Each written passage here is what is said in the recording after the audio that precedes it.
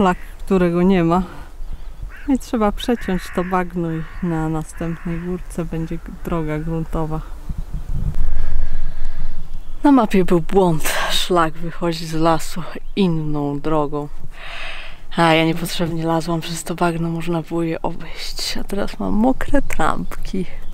Właśnie wykręciłam skarpety, bo były ciężkie od tej wody.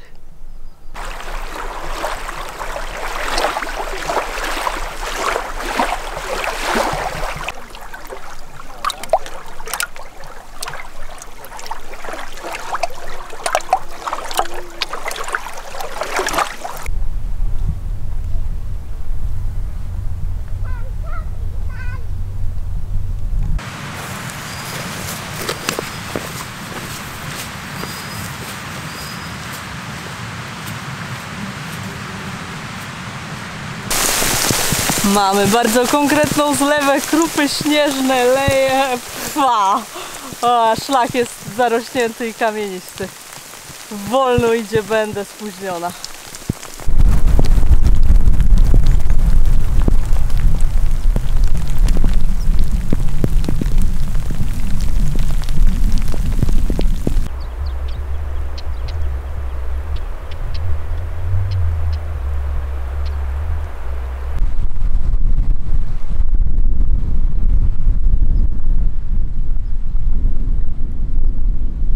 Dwie godziny w deszczu z gradobiciem. Paskudnie, oczywiście, że przemokłam. Zmarzłam. Jak zobaczyłam to schronisko, to miałam takie wielkie nadzieje co do niego. No jestem w schronisku, jak widzicie, bo jak już doszłam, no nie byłam w stanie powiedzieć temu schronisku nie, ale niestety nie wolno używać kuchni. Mają restaurację i nie pozwalają używać kuchni, choć kuchnia jest tutaj. W tym domku właśnie tańszym, w którym jestem. Także pani specjalnie powiedziała, żebym sobie gotowała na własnej kuchence. Poszła do kuchni zapytać, czy mogę usmażyć mięso, które kupiłam. Powiedzieli, że nie, więc na to odpowiedziałam, że w takim razie może zrobię sobie na ognisku jutro i to powiedzieli, że to jest park narodowy, nie wolno robić ognisk. Na co odpowiedziałam, że jutro już dawno nie będę w tym głupim parku. Park jest fajny, rondany są piękne. Byłam tutaj i nie spałam wtedy w schronisku w 2014, bo nie było mnie stać. Teraz mam członkowstwo, więc jest taniej, ale no i tak jest. No 239 koron. Jest prysznic, owszem, suszarnia, no ale nie wolno używać kuchni, co za kretyństwo. No więc gotuję na własnej kuchence. Gotuję mięso z ziemniakami, cebulą. Drugi ziemniak nie zmieścił mi się do garnka, bo garnku też mi nie wolno używać. I jeszcze mam przecież pasternak, miał być w zupie pasternak i nie wiem, będę go taszczyć, aż będzie okazja go ugotować, ale to nieprędko nastąpi. Masakra. Na szczęście ziemniaki pokrojone w drobną kostkę i ten indyk, to jest indyk, nie kurczak, gotują się szybko i miękną, zaraz będą gotowe.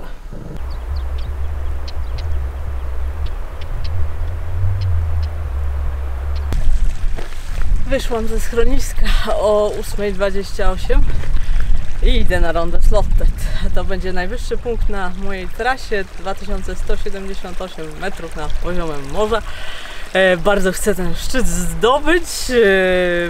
Dwa pozostałe no nie udały się, bo skoro nie byłam w Jotunheimen, to i Galdhöpingen i Glittertind odpadły, no więc zostaje ten jeden i bardzo mi zależy. Niestety pogoda ma być paskudna niedługo, o 12 ma zacząć padać.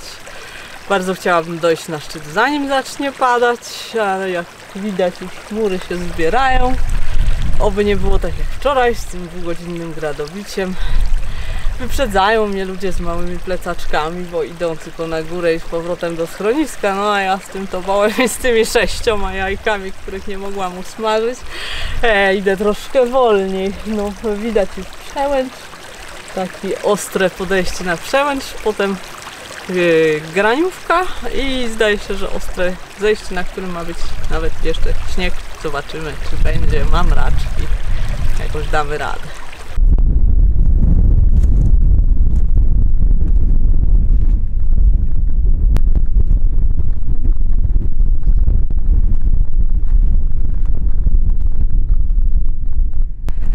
Przełęcz, na Przełęczy wszyscy się ubierają. Wszyscy robią tu przystanek. Na razie jeszcze są widoki, ale zaraz się niestety skończą. Szlak jest trudny, bardzo piarżysty i stromy. Jeszcze coś widać, też jak front nadchodzi. Ojej, jeszcze ta góra. Teraz jestem na Vinjeroden i jeszcze właśnie muszę zejść i wejść na Rondestad. Tu jest szczyt.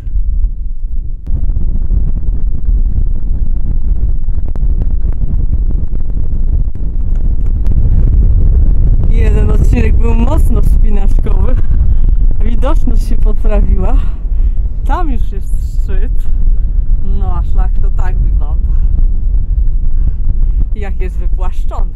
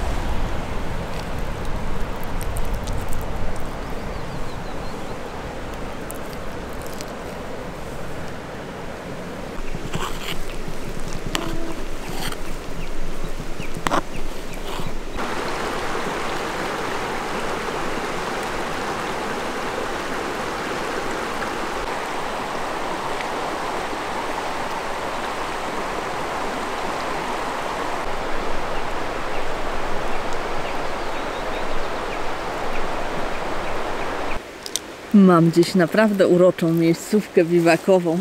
Doszłam do parkingu, tu jest WC. Teoretycznie mogłabym w tym WC spać, tylko że jest dużo ludzi, dużo kamperów i no dosyć tak Pogoda jest ładna, więc stwierdziłam, że zabiwakuję, bo tak mi się podobało. Jest miejsce na ognisko, idealny biwaczek używany i nad tą piękną, szumiącą rzeką z widokiem na Rondanę, więc dlatego zdecydowałam się na biwak. A teraz widzę, że znowu jakieś chmury nad Rondanę nadciągnęły i bardzo możliwe, że będzie padało i będę żałowała. Na dodatek jest tu dużo meszek. No tak, nad rzeką to normalne. Ale mam bardzo dobry obiad dziś. Makaron z łososiem w sosie śmietanowym. Śmietana mi się jakby trochę ubiła w plecaku, bo to 30, taka do bicia. Tak, ciężki dzień. 18 km tylko zrobiłam, ale w pionie to było chyba z milion. No nie, chyba nie wiem, z 3 chyba kilometry, ale ten piarg był bardzo trudny do przechodzenia. Musiałam używać rąk, bo mi nie starczało nóg. Jeszcze ten plecak, wszyscy z plecaczkami, jednodniowcy. A ja, nie, jeszcze była para jedna z dużymi plecakami. No.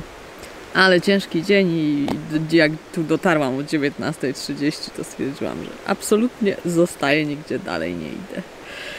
I teraz sobie jeszcze chwileczkę posiedzę, popatrzę, co z tymi chmurami się będzie dalej działo. Spać i jutro chyba pójdę do chatki, nadłożę 3 km i pójdę do chatki, choć nie jest ona całkiem po mojej drodze, ale chciałabym te jajka usmażyć i te warzywa spożytkować, więc tak pewnie będzie. Meszka. No właśnie. Śniadanko już prawie gotowe. Trzeba było tutaj spać. Jest sucho i ciepło i leci wentylacja, a ja miałam jednak kondensację w namiocie. No i te meszki. A to jest. Właśnie, powinnam się pokazać. Dzień dobry. Dzień 33 na szlaku.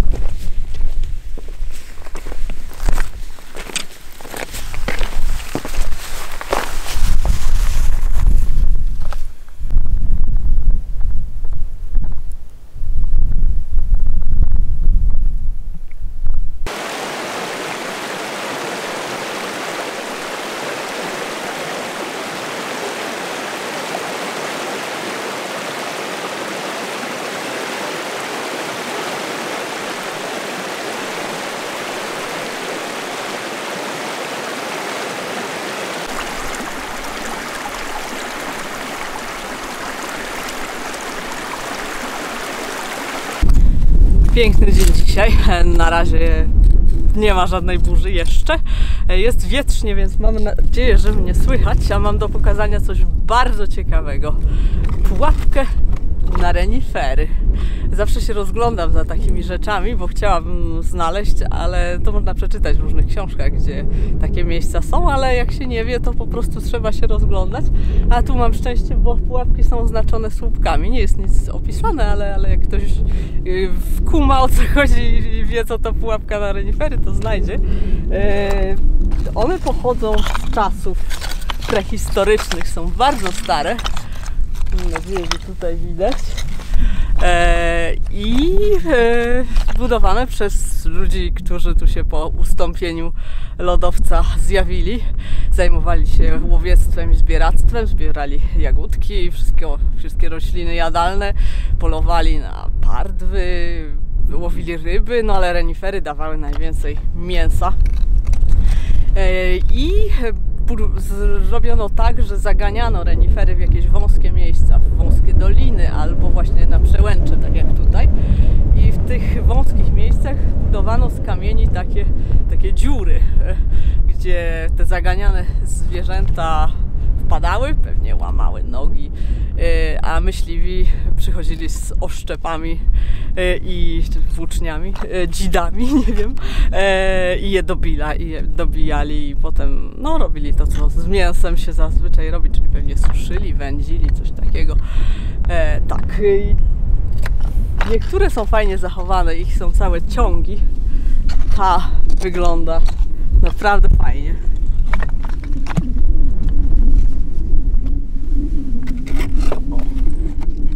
Tutaj renifer wpadał, no i już po nim niestety, ale no, coś trzeba jeść.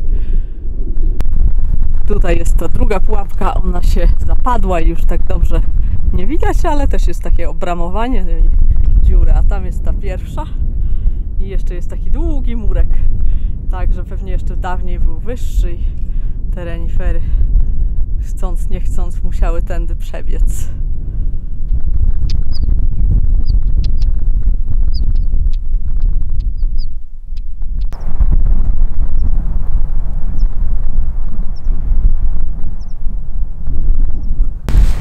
Wystarczyło parę chmurek i już jest chłodno, już wiatrówka jest na grzbiecie. 900 km za mną.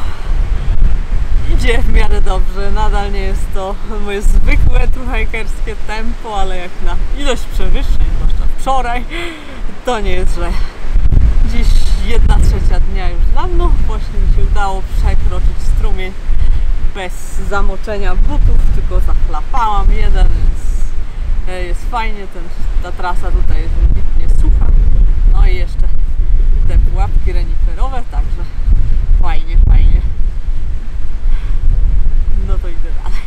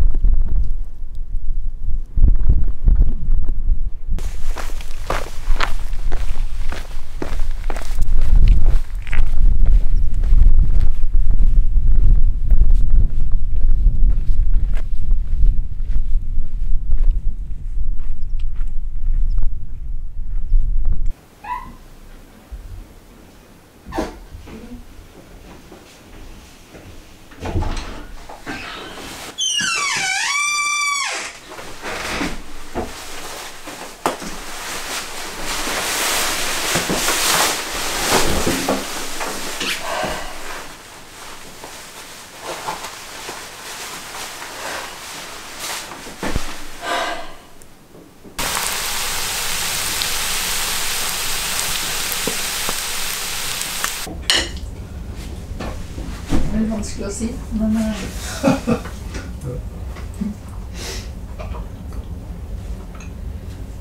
den var det med. Den var det med.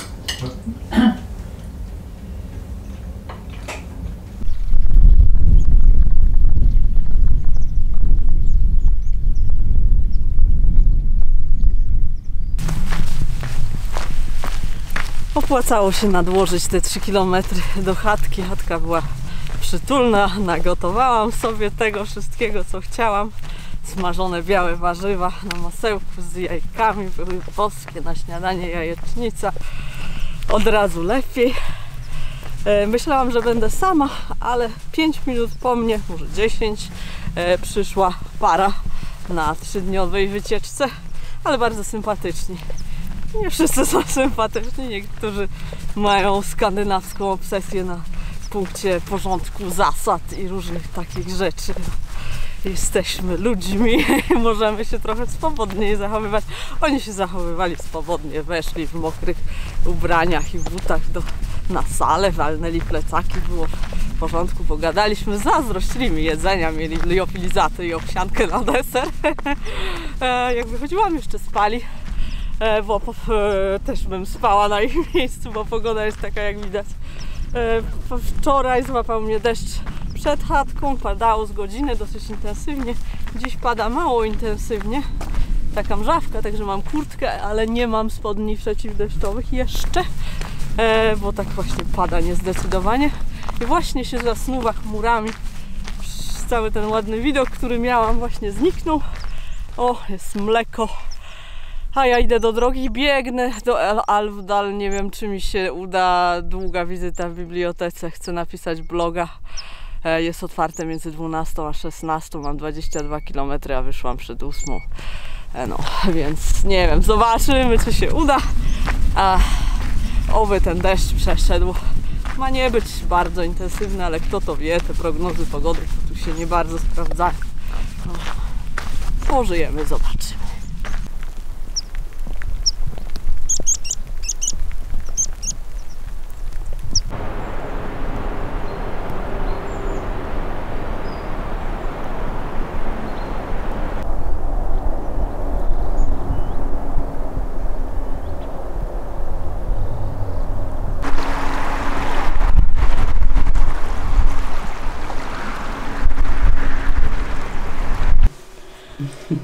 Dzień się potoczył zupełnie inaczej niż myślałam. Deszcz się skończył po 2 godzinach. Zeszłam szybko szutrówką, zdążyłam do biblioteki, napisałam bloga, potem byłam w sklepie, kupiłam gaz, jedzenia, mnóstwo.